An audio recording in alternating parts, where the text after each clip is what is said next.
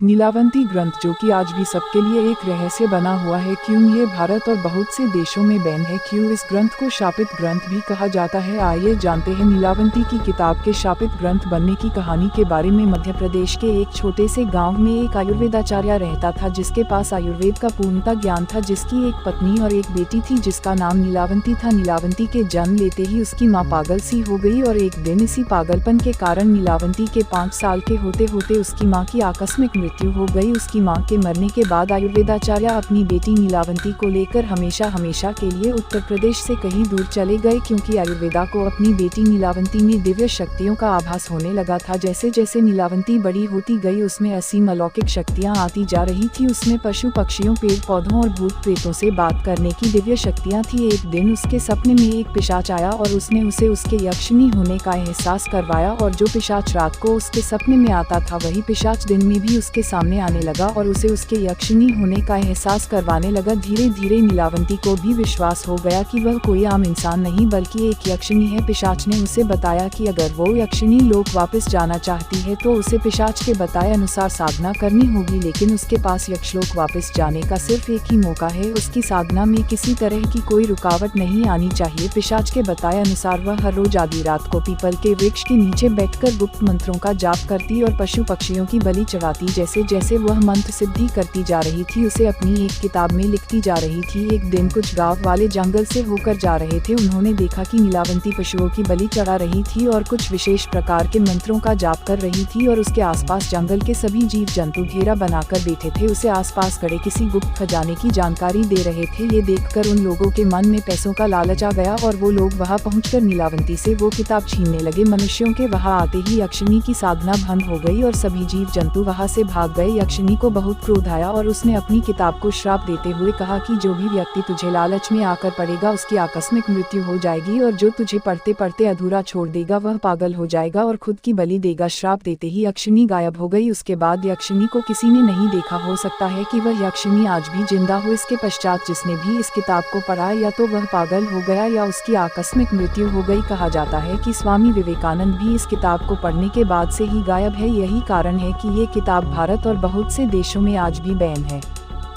Thanks for watching. Please subscribe the channel.